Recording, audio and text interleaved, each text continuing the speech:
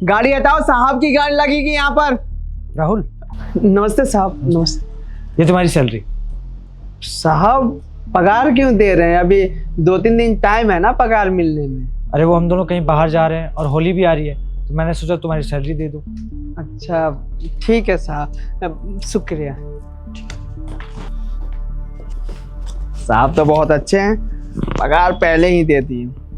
सही है, मैं भी 2 दिन पहले ही निकल जाऊंगा गांव के लिए। एक काम करता हूँ, टिकट के लिए पैसा रख लेता हूँ और इसको मिला लेता हूँ। और हाँ, माँ के लिए साड़ी भी लेनी थी, हाँ वो भी ले लूँगा। इन जैसे गरीब को ना मैं अच्छे से जानती हूँ, जितने गरीब होते हैं उतने बेईमान होते हैं। अरे रुको तुम, ऐसे तुम किसी को जज नहीं कर सकती, ठीक है? पैसा ज़्यादा क्यों है? अब 15,000 पगार है, ये 20,000 रुपया है। अब गलत फहमी हुआ होगा हमारा।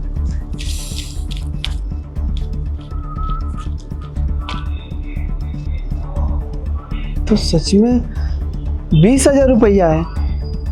तब साहब गलती से दे दिएगा। नहीं, गलती से भी कैसे देंगे, तो कभी गलती भी नहीं करते।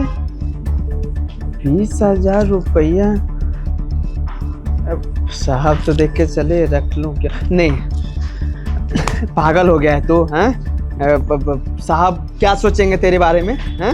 ईमानदारी पर बात आ जाएगी। चोरी करेगा? नहीं, चोरी नहीं करूंगा मैं। क्या करूँ अब? 20,000 रुपया आ गया। एक काम करता हूँ, मुकेश के पास फोन लगा के पूछ लेता हूँ, जो बोलेगा वो कर लूंगा। देखो, अपने दोस्त को फोन मिला रहा है, फोन करके बोलेगा कि मुझे ज्यादा पैसे मिल गए, मालिक को कुछ पता ही नहीं है, जाएगा एंजॉय करने। हाँ।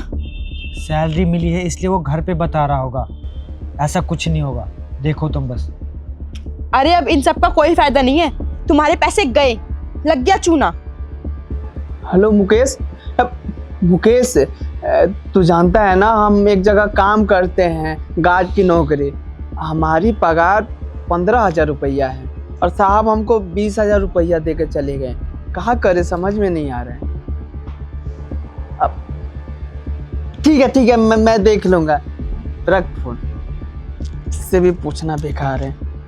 बोल रहा है कि रख लो, साहब को पता नहीं चलेगा। रख लो क्या?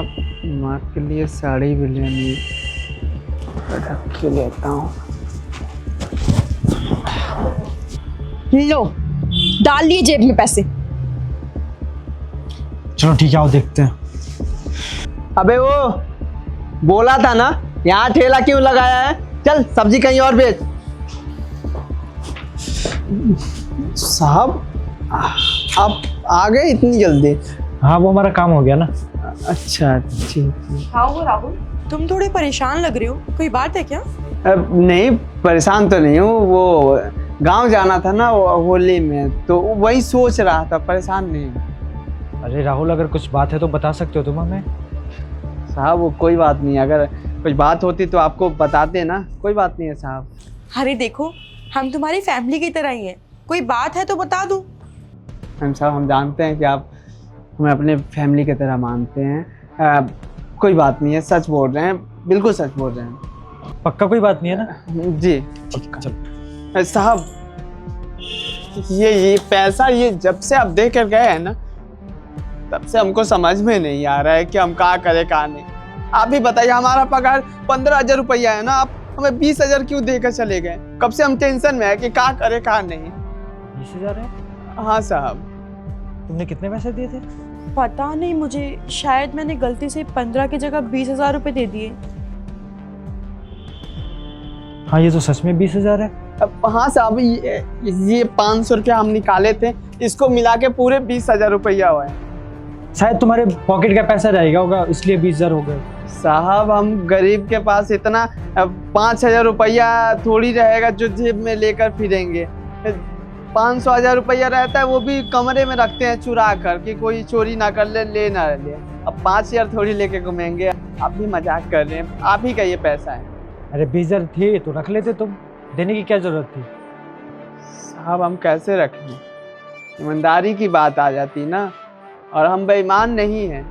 हम गार्ड की नौकरी यहाँ पर करते हैं, अगर हम ही बेईमानी करने लगेंगे तो आप आपका घर क्या रखवाली करेंगे?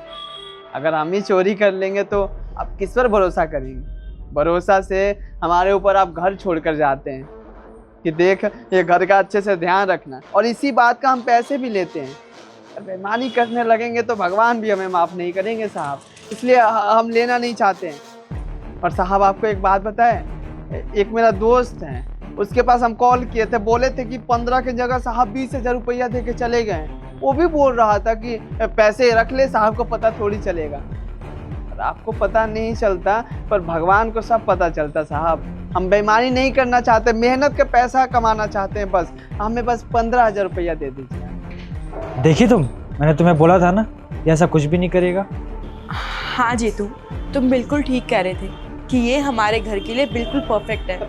साहब मैम साहब क्या चल रहा है ये सब, समझा नहीं मैं कुछ। अरे वो मैंने तुम्हें बोला ना कि हम कुछ दिनों के लिए बाहर जाने वाले हैं, तो इसको शक था कि क्या पता तुम हमारे घर की रखवाली अच्छे से कर पाओगे नहीं कर पाओगे, क्योंकि पिछला गार्ड जो था ना हमारे घर से कुछ पैसे चोरी करके लेके चला गया था, तो वही इसको शक हो रहा था कि तुम भी ऐसा कुछ ना कर दो।